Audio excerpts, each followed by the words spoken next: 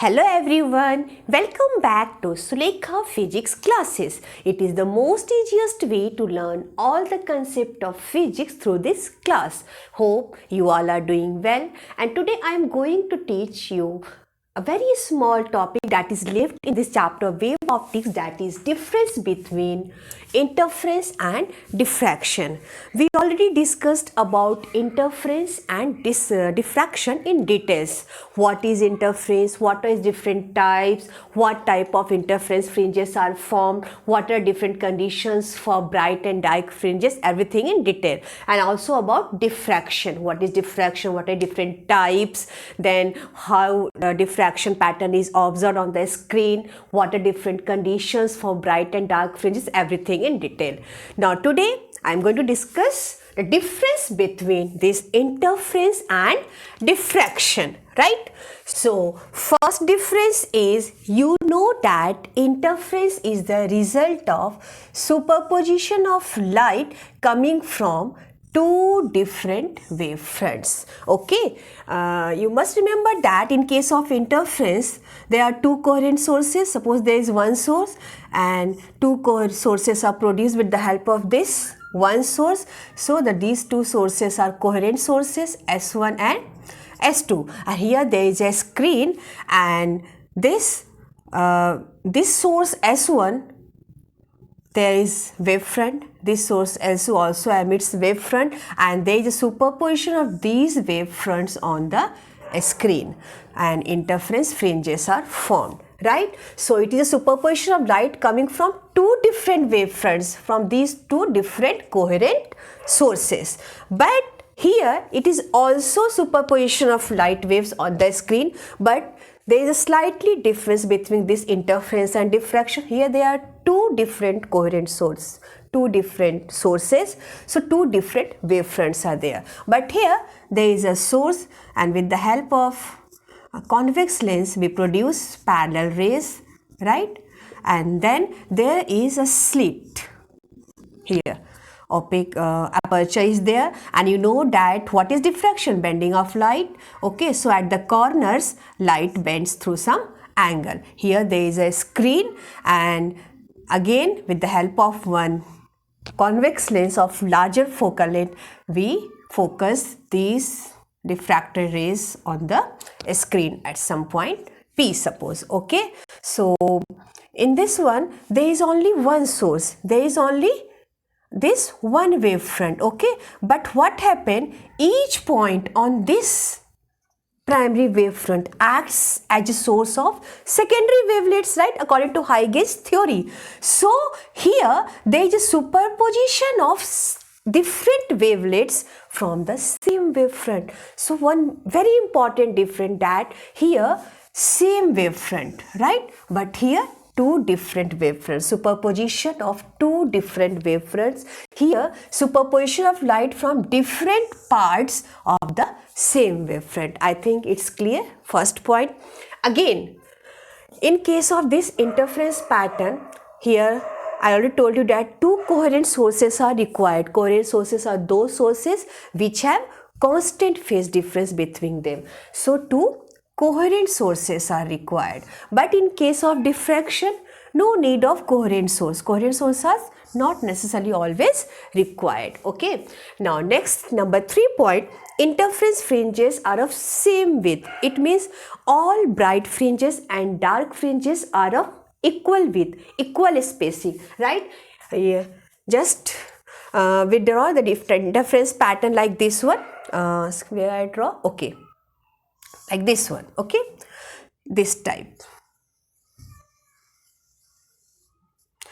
This one is maxima, maxima, maxima, maxima. These are minimas. So all maxima are of equal spacing, equal width, and all minima are also have the same width, right?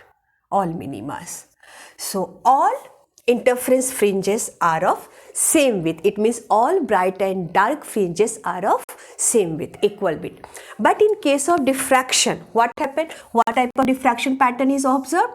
There is a central maxima, then there are secondary maxima, right? This one. Both sides of the screen like this one. Okay, so this is the width of central maxima, okay, maximum width, and then the width of other maximas goes on decreasing. All the width are of not of the all the fringes are not of same width, same spacing, right? Again, four differences. Fourth one is all bright fringes have same intensity. Here, this is the intensity level, and all bright fringes have same intensity, right? But in case of this diffraction pattern, this is the intensity of central maxima, it is maximum, and intensity of other maxima, secondary maxima, this is first secondary maxima, this one is second secondary maxima, intensity goes on decreasing as we move away from the central fringe. So intensity decreases as we move away from central fringe, right? Is it clear? Then next, fifth one, dark fringes are perfectly dark. Okay, all the dark fringes are perfectly dark, but in case of this diffraction pattern, dark fringes are not perfectly dark. Okay, here perfectly dark, right? Again, you remember the conditions for bright and dark fringes, they are reverse to each other, right? In case of interference, maxima part difference is integral multiple of lambda, and for minima part difference is odd multiple of lambda by 2, and it is reverse of this one. Diffraction, maxima is odd multiple of lambda by 2, right? And minima is integral multiple of lambda. One more thing, remember here, first secondary maxima is at n is 1, it means 3 lambda by 2. Second secondary maxima is at 5 lambda by 2, and central maxima is at when part difference is 0. Not lambda by 2 is included here. But in case of either minima, first minima is at when n is 0, lambda by 2. Then 3 lambda by 2. Then 5 lambda by 2. So slightly difference here, lambda by 2 is included for first minima, but for first secondary maxima, part difference is starting from 3 lambda by 2, first secondary maxima, second secondary maxima. So hope you understood the difference between interference and diffraction. Okay, there are 6 important points. It may come generally come in 2 or 3 marks question. So take a screenshot of this one. Okay, fast. Now next I am going to solve 1 or 2 numericals from this diffraction part. Numericals based on interference part we already discussed, I think in video number part 6. And today I am going to solve 1 or 2 numericals based on diffraction. Okay, so I have written all the formula based on this diffraction topic at one side so that it becomes easy to solve the numericals. First one, this one is first. First one is condition for nth minima, that is a sin theta equal to n lambda. This is the condition of nth minima. First minima n equal to 1, second minima n equal to 2, in this way. And when theta is very small, sin theta tends to theta. So this angular position of nth minima becomes is theta equal to n lambda by a. This is the position, angular position of nth minima, right? Now the second, for secondary maxima, condition for secondary maxima.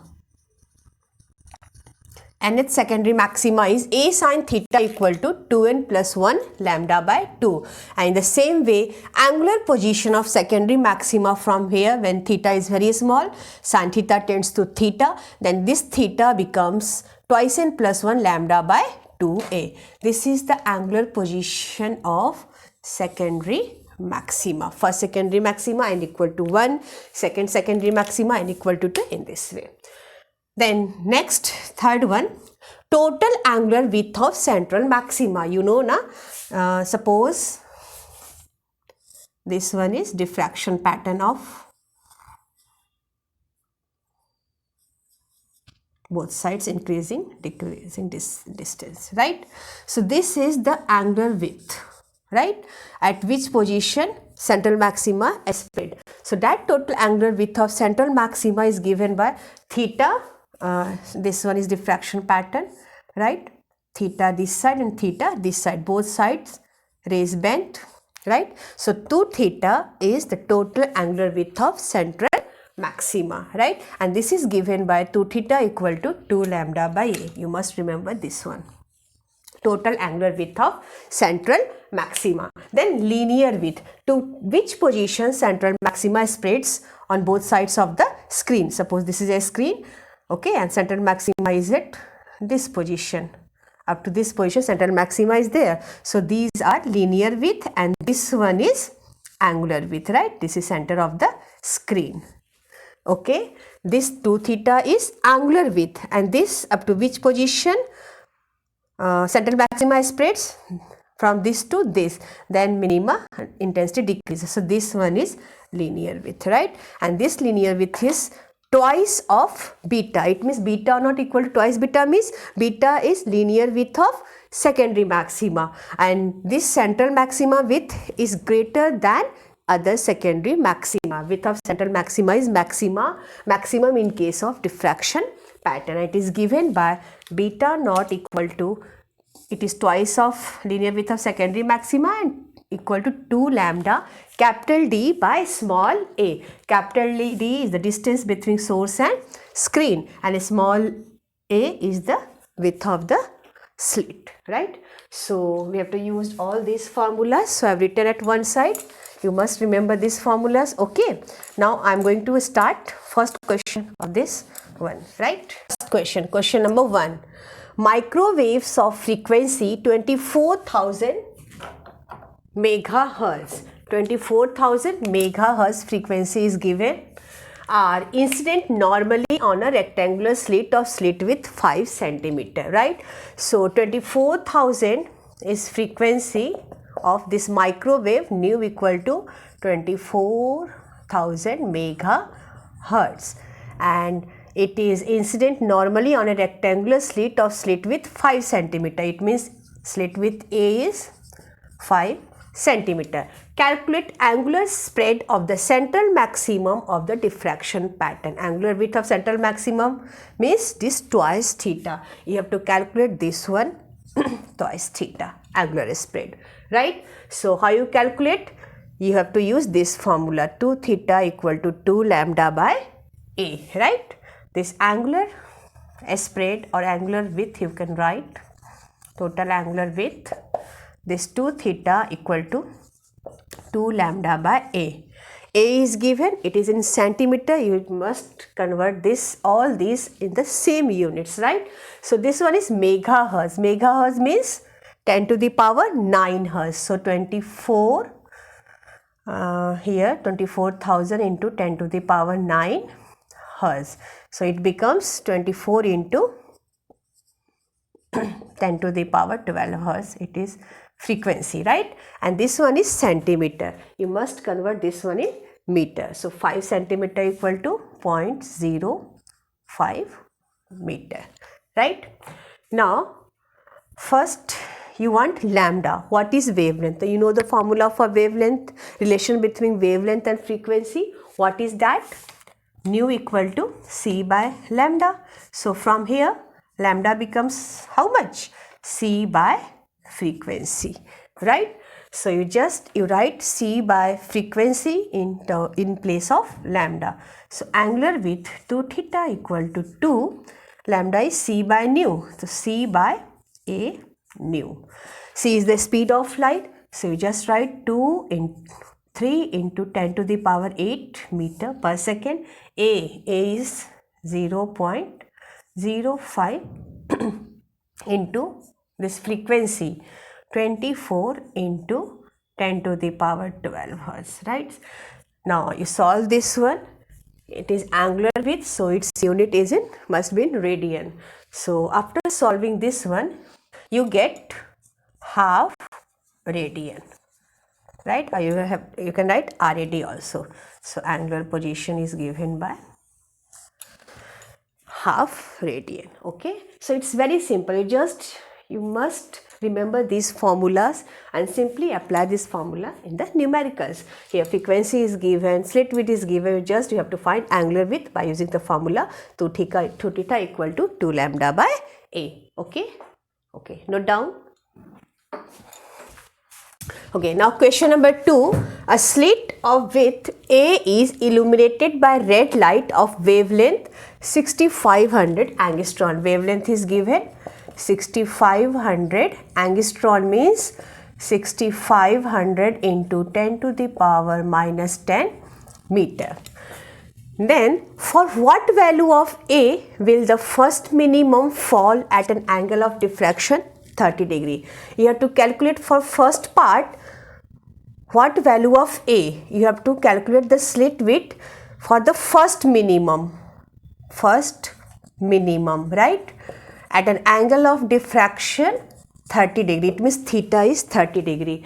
So when first minima occurs at an angle of diffraction 30 degree, what is the value of, when it occurs, what is the value of slit width A?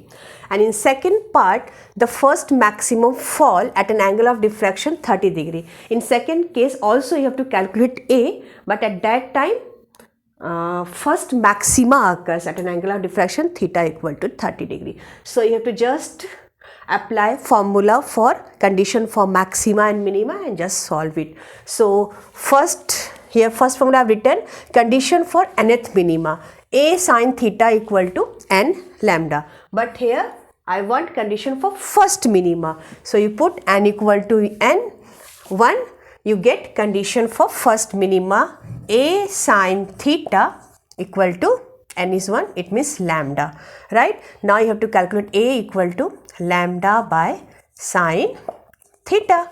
And what is lambda here? Yes, lambda is 6500 into 10 to the power minus 10 by sine 30 degree. And you know sine 30 is what? Half, 1 by 2. So just you have to write 65 into 10 to the power 2 is here. So minus 8 by 1 by 2 means 0.5. Okay. Now you calculate this one. After calculating, you get the answer 1.3 into 10 to the power minus 6 meter. Okay. This is slit width for when first minima occurs at an angle of diffraction 30 degree, slit width at that time of the slit is 1.3 into 10 to the power minus 6 meter, right? This is first part. Now second part. Same question, you have to find A, okay, for first maximum at an angle of diffraction again 30 degree. So what is the condition for nth secondary maxima? A sin theta equal to twice n plus 1 lambda by 2. For first secondary maxima you put n equal to 1, it becomes 3 lambda by 2. So conditions for first maxima becomes A sin theta equal to 3 lambda by what? 3 lambda by 2 sin theta. Okay.